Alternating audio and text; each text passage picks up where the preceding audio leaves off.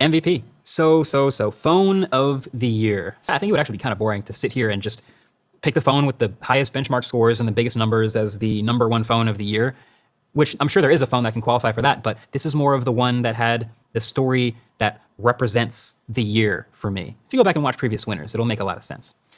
So, of all the phones that came out during 2025, the winner for MVP is this guy, iPhone 17.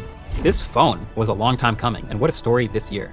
Hidden in the most expansive iPhone lineup we've kind of ever had, among the iPhone Air, the most interesting one, and the iPhone Pro, the most capable one, is this base iPhone that leveled up to be the most complete. Like, aside from the obvious stuff that they can kind of sleepwalk through, like a new chip, toss that in, new colors, whoop-de-doo, slightly updated camera, they also did the bigger stuff. They updated to a much brighter, but more importantly, finally high refresh rate, 120 hertz display. And then they also gave it a really good new selfie camera upgrade. This upgrade is across the entire iPhone lineup, but it's this big square sensor that can take portrait or landscape selfies. Huge, underrated upgrade. And then they went ahead and doubled the base storage, which was kind of the cherry on top because they kept the price the same. It's about damn time. I mean, it's not something I ever thought I would say, but a phone with basically an 8 out of 10 in every category, great battery, great cameras, great software, and an eternity of software support.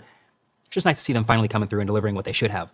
For the person who wants to pay flagship money and just wants the very best. So the contenders are Samsung S25 Ultra, of course, for just being so well-rounded. Everything about it is at least good. It's just that we're at a stage now where the chip and battery inside are fairly outclassed. iPhone 17 Pro and Pro Max. I love the focus on battery, and I would actually say the improved signal has been one of the most impactful upgrades for me in the last 5 years. But it's also not this, because Siri, and to be honest, iOS in general, just feels like it's lagging behind. Xiaomi's 17 Pro Max is also fascinating. It's just, for me, I wouldn't deprioritize the cameras like this to prioritize a second display. I absolutely love the Vivo X300 Pro, as you've seen, and it is so close to perfect. It's just slightly lacking in the battery department to be called winner, which means overall smartphone of the year is going to its very similar cousin that isn't, the Oppo Find X9 Pro. I think that's the closest we've ever been to a flawless phone.